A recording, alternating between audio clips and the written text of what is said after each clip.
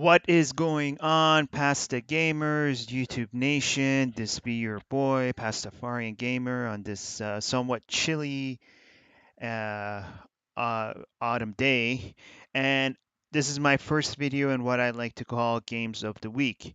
And two major games came out this week if you hadn't had a chance to play. The first one is The Evil Within 2. The second one, of course, is the highly anticipated Middle Earth Shadow of War. So, without further ado, you've all seen this game, The Evil Within 2.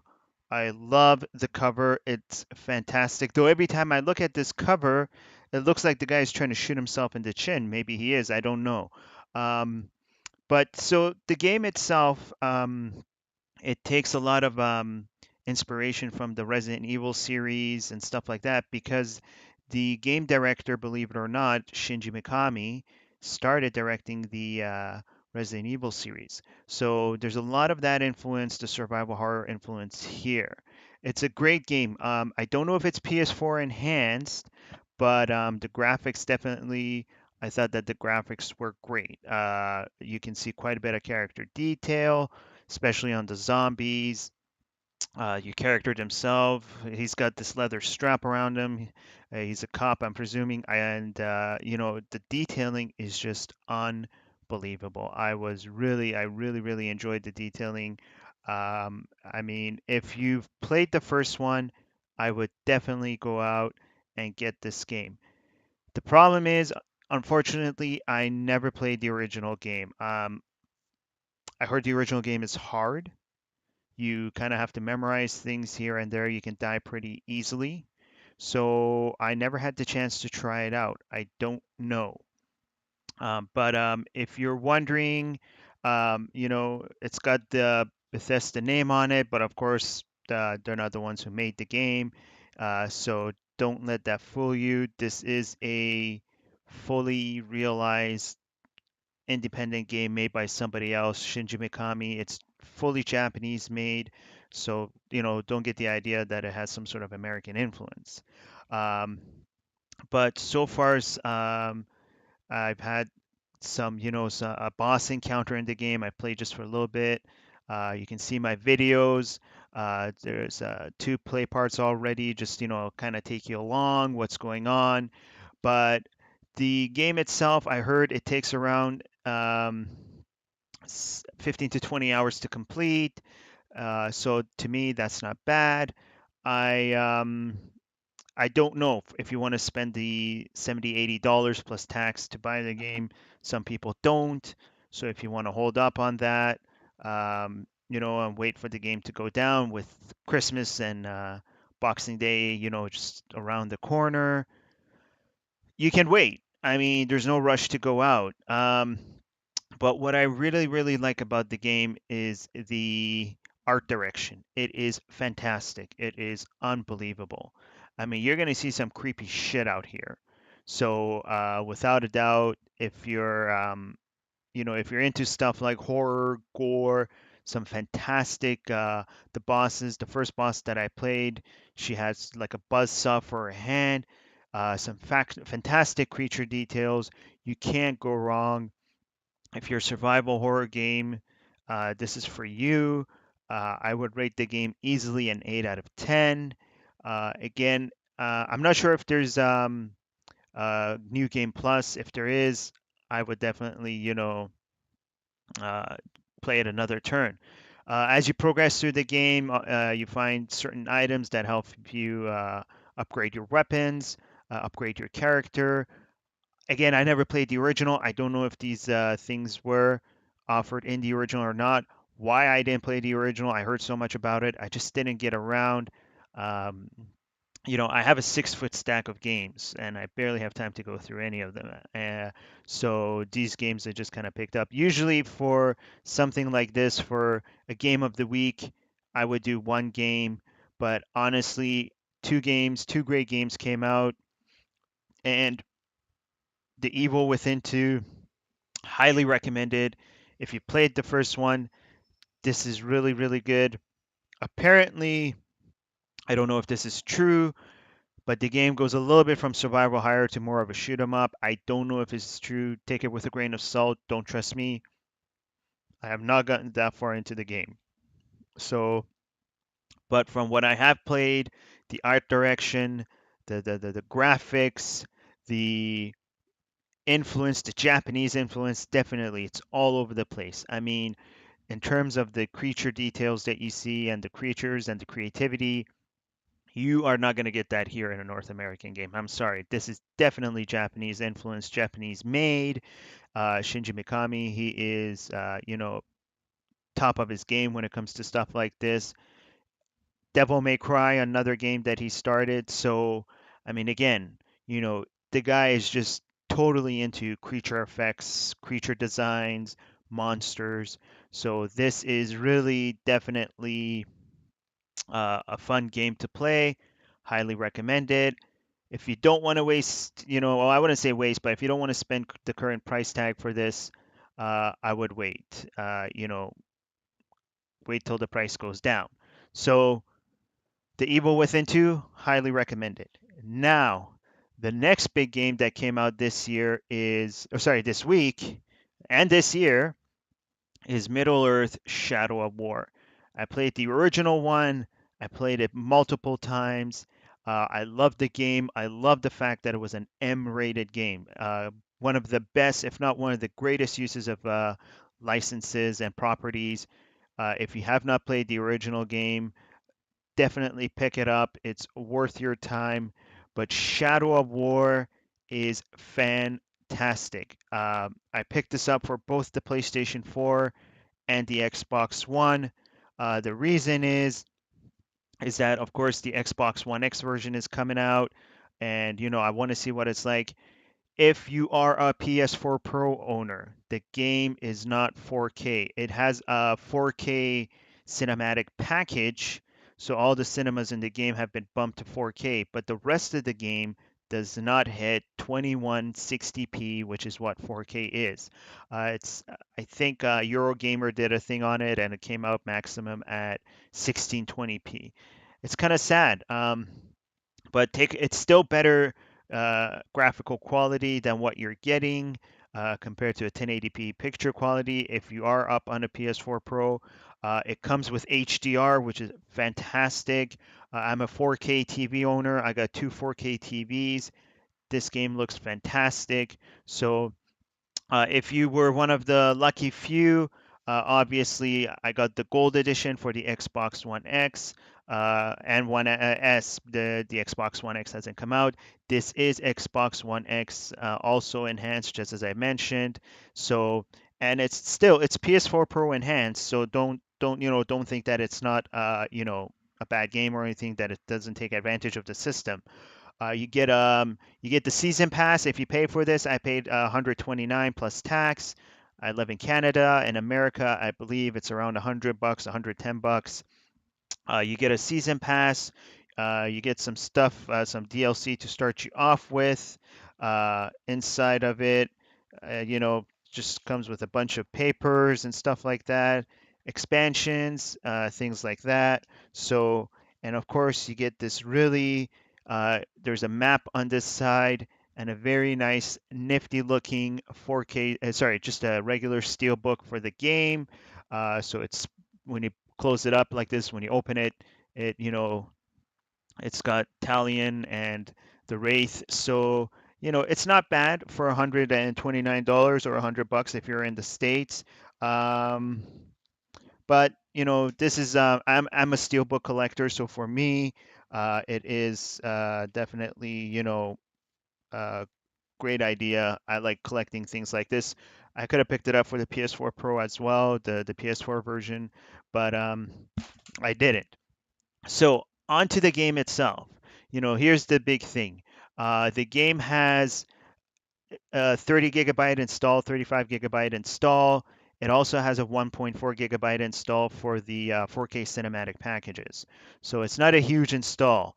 Um, the gameplay, very fluid. I definitely find that Talion, the main hero, now moves a lot more fluid than he did in the first one. Lots of new gameplay mechanics added.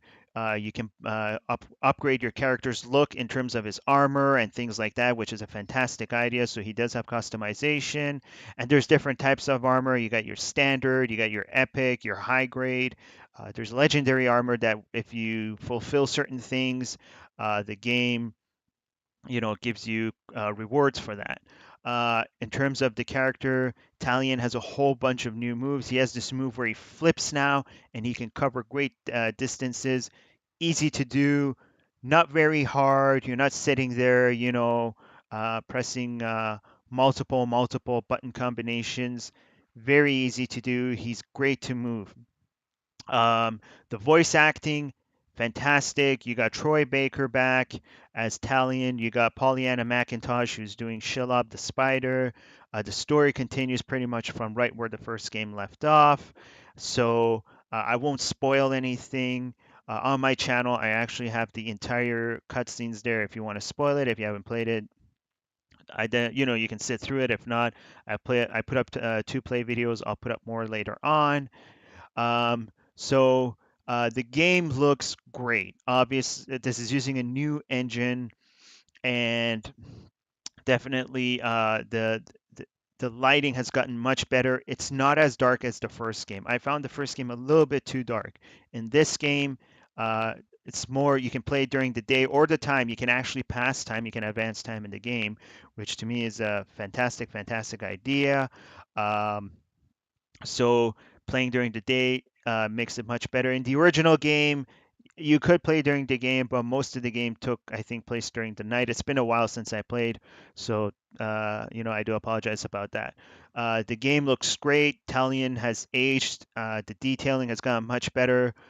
Lots of orcs. The Nemesis system is back, and now depending on which difficulty level you choose, the Nemesis system kind of corresponds to that. So I don't know. I kind of went with casual. I don't know how much deeper it goes into the Nemesis system. So to me, I believe there will be a new game plus, obviously, so you can go back and bump up the difficulty level. So there's more happening in Battlefield. There's soldiers now, so it's not just Alien by himself killing the orcs. The scope of the game has expanded, which is really great. There's a lot of ways for you to kill enemies, and I mean, this is hours and hours of gameplay here.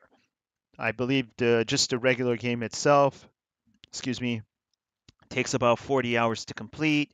You can buy gems for your armor and for your weapons and equipment and so on, and boons and things like that that you can upgrade your character. So it gives you incentives. So many kills give you extra this. There's a vitality gem, there's a wealth gem, there's all sorts of stuff. So gems kind of add like boosts to the character. So it plays great, it looks great, it's a great follow-up to the original. Fantastic voice acting. The graphics got a great overhaul. Now, the big issue that everybody is talking about this game, and unfortunately, I will have to, put in my 2 cents about this as well, is that yes, there are loot boxes. You can earn loot boxes by going playing sort of like an online vengeance type thing, and you get, some loot boxes that open up stuff for you, which is great. But if you want the really good stuff, unfortunately, you're going to have to pay money for it, apparently. Boosts, and the boosts are not all that are good, but the problem is the boosts only last for a couple of hours and then they're gone, which kind of, sucks that I can't keep certain boosts. Um, just a tip, if you start the game, activate the Warner Brothers uh, WP Play up in the options, you get a 3% experience boost consistently throughout the game as a starter. So that's great. Um, but back to the loot boxes. So, you know, I understand companies like the whole DLC thing. Um, Lots of companies, now they're getting into the habit of this stuff, loot boxes, paying for this and paying for that. People have spoken up about it. In my personal opinion, I don't really think it ruins the game. You don't have to pay for it. You don't have to, do anything because you can still progress through the game. But I just think it's kind of cheap. It's kind of cheap that we had this opportunity to play a game as you progress, and you didn't have to. But if you go out and pay for things, you can kind of level up your character a little bit quicker than you imagined. So, and I don't like doing that. I like to build up my character piece by piece by piece. When I play RPG games and so on, I don't like the whole, going in and just standing in one area and killing everybody over and over repeatedly. Farming, sorry, that was the term I was looking for. I don't like the idea of farming. I like to, build my character piece by piece. Now, sometimes you do need to, just because your character can't progress really that well. That's different. But the fact that I can now buy, things that help boost my character in no time, it kind of defeats the point. I wish the loot boxes were. You can purchase loot boxes with in-game money, so please don't get me wrong about that. But the fact that for the juicier stuff, the better stuff, you're gonna have to pay some money here. So this kind of sucks. So, I mean, I don't know if the stuff in here can be unlocked as is through the game. I'm sure it is. They wouldn't do that to us, the company who made the game, my certain apologies, Monolith Games and Warner Brothers, they would not force you to, not be able to access this stuff through the system, just by playing the game.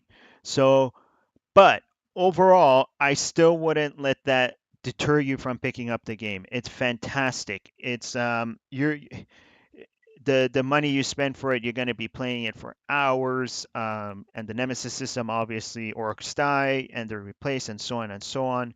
So it's a lot of fun. It still is a lot of fun.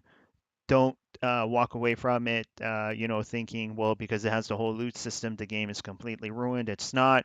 I played some and I was able to unlock some high end. I didn't play too far into the game already, and then I was able to unlock some high end gear. So it's in there. It doesn't mean you have to physically go spend money. So just a little bit of a rant here. But so we got two great games this week, guys. Gamers all over the world, game gals, game guys, my passive gamers. We got The Evil Within 2, great survival horror game. If you haven't played the first one, which I didn't, it should be pretty cheap. In fact, I should really go buy it and pick it up and play it. I would highly, highly recommend it that you do go and do this. Um, of course, the biggie until the next big games come out, Middle Earth Shadow of War. Uh, you know, Great licensing. I really haven't gotten that far into the game yet, but I heard it definitely, definitely picks up. So you got two great games this week. I highly recommend both. So please go ahead. As usual, please subscribe. Please leave your feedback if you have any questions for me or if you like to feedback on my videos. This is the first time I've did this, so obviously as time goes by, um, things are going to get better. I'm going to get a little more used to what I want to tell people. But until then, thanks for watching. And It's the Pastafarian Gamer. Eat your pasta, play your video games, guys. Stay safe, and I'll see you next time until the next video. Thank you.